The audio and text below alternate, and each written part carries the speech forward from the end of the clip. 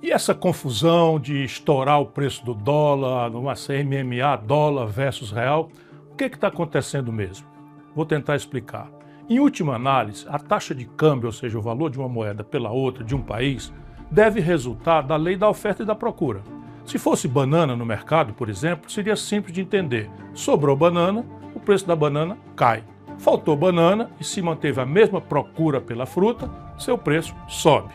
Como tudo nesse modelo econômico tosco que nos foi imposto, sem nenhuma discussão, muito menos nenhum rigor técnico, numa madrugada de janeiro de 1999, assim que a fraude garantiu a reeleição de Fernando Henrique Cardoso, e a fraude foi justamente na taxa de câmbio, o modelo de câmbio flutuante foi implantado no Brasil.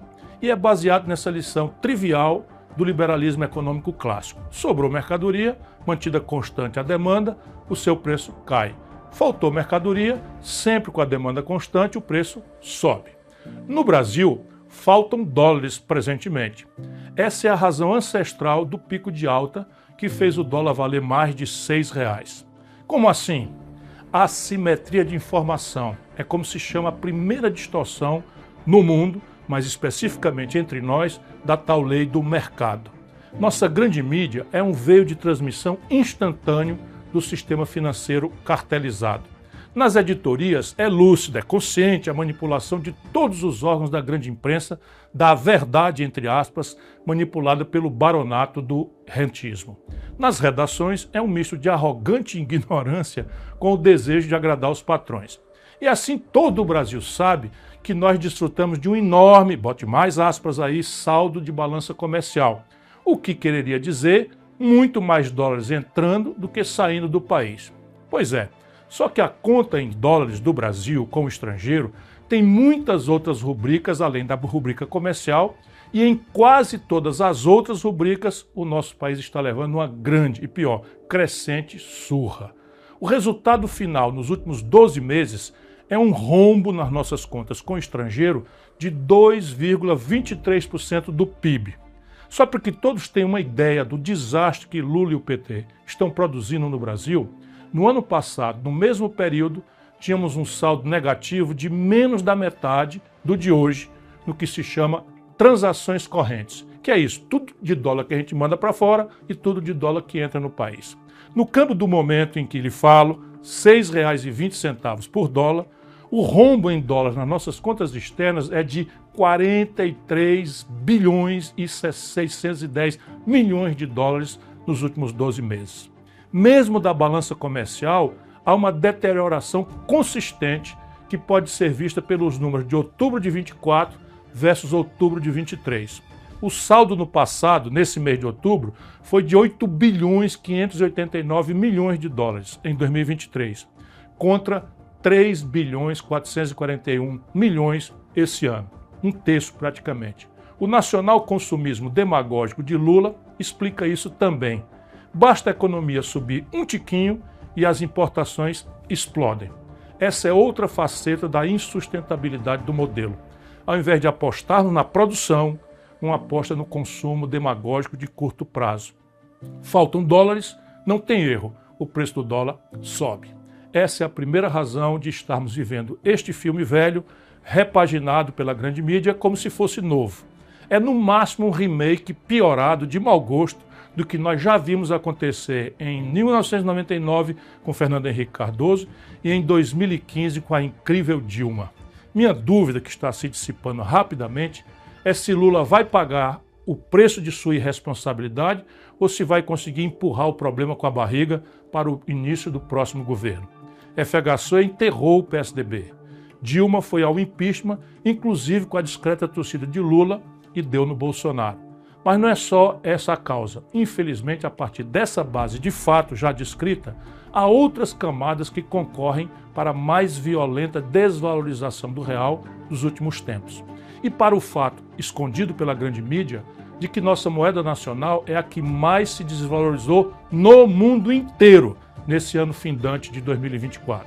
Sim, o real foi a moeda que mais se desvalorizou em todo o mundo, eliminando completamente a mentira publicada de que a política monetária norte-americana estaria entre as causas da perda de valor em mais de um quarto de nossa moeda. Mais de um quarto. Quem recebeu o equivalente a cada $100 no começo desse ano está encarando agora o fim de ano com o valor recebendo equivalente a meros $75. Não aconteceu nada nem remotamente parecido no mundo em que a população foi empobrecida em 25% em apenas um ano. No ano de 2024, enquanto se distraía o povo com firulas, o governo Lula viu voarem do país, sem fazer nada, nada menos do que 56 bilhões 210 milhões de dólares, somente entre janeiro e outubro, 10 meses. Esse é disparado o maior volume de fuga de capitais estrangeiros pela via financeira, desde que se mede essa estatística no longínquo ano de 1982. Essa newsletter advertiu várias vezes para o fenômeno. Comparei com a migração das aves do norte rumo ao sul, quando chega o inverno, para elas fugirem do que os seus instintos sabem ser uma temperatura mortal para elas.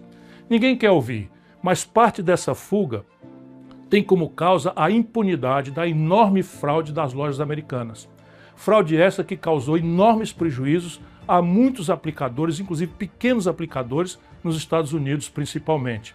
Como é que se explica para o estrangeiro que se promoveu uma fraude superior a 43 bilhões de reais e até hoje ninguém grande foi punido? Como fazer do Brasil um mercado interessante e minimamente seguro para investidores com esse enorme escândalo impune? Não é o único fato que desabona nosso pífio mercado de capitais, mas é muito representativo da picaretagem geral que domina nossas instituições. E, finalmente, a alegada questão fiscal. Sim, ela é um aspecto muito grave de nosso provável colapso econômico. A data e o contexto com que foi deflagrado o notório ataque especulativo contra o real, entretanto, não deixam dúvida quanto à atuação em cartel do sistema financeiro brasileiro e de seus sócios no estrangeiro. O que é chocante e vergonhoso é o banqueiro de Lula, o novo presidente do Banco Central, Galípolo, negar explicitamente esta evidência. A mim, nunca enganou. Quem acompanha essa newsletter já sabe da insustentabilidade do modelo econômico em vigor. Vou apenas rememorar. Não faz nenhum sentido a expressão superávit primário no Brasil.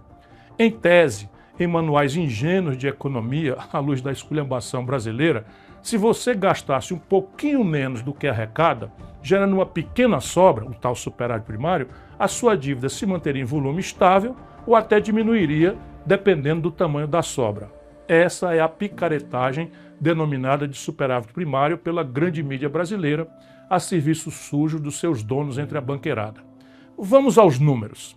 Desde que essa engenhoca foi introduzida entre nós, naquela madrugada de 1999, nem um único ano, leiam os meus lábios, nem um único ano o superávit obtido foi suficiente para pagar sequer os juros da nossa dívida. Nesse ano de responsabilidade criminosa de Lula e sua banda, deixe eu renovar os números. Até novembro último, o Brasil contabilizou na dívida pública 869 bilhões e 300 milhões de reais, apenas no ano da graça de 2024. Isso equivale a monstruosos 7,49% do nosso PIB, que é um ano inteiro de produção de todo mundo no Brasil, e nos coloca sem rival como o país do mundo que mais paga juros. Como estamos em déficit primário, ainda que pequeno, entre aspas, frente a esses números assustadores, essa montanha de juros vai toda para a dívida pública. Quando o Lula assume prometendo picanha e cerveja para todo mundo, a dívida tinha levado 500 anos para alcançar 7 trilhões de reais. Em apenas 2 anos de irresponsabilidade, a dívida já está em 9 trilhões e 300 bilhões de reais. Subiu 2 trilhões de reais em apenas 2 anos. Ora, ninguém precisa ser economista para entender o que acontece com um devedor que aumenta sua dívida tão velozmente. Os agiotas apertam os prazos, encarecem os custos, ou seja, sobem os juros, e colocam o olho na porta de saída, enquanto acabam de esfolar o devedor. Essa é a explicação derradeira para a oportunidade do ataque especulativo que estamos todos vendo, menos o reacionário Lula e o seu novo banqueiro Galípolo. No curto prazo, comprar dólar é a tal porta de saída. Ora, uma das pernas do tal tripé macroeconômico com a qual o Lula se comprometeu, traindo o Brasil e sua história, é o tal câmbio flutuante. Para que ele existe? Para que as contas externas do país se ajustem selvagemente como a crueldade do tal mercado advoga. País nenhum do mundo sério faz isso. Por quê? Voltaremos ao assunto. O preço do dólar mexe com praticamente todos os preços da economia, diz da competitividade sistêmica nas relações de comércio exterior, enfim, deixar flutuar ao sabor de ataques especulativos não é coisa séria a não ser aqui. O que estamos vendo acontecer? O pior dos mundos. Lula queimou esta semana mais de 30 bilhões de dólares públicos, entregando aos especuladores que, diz o seu banqueiro, não estão especulando.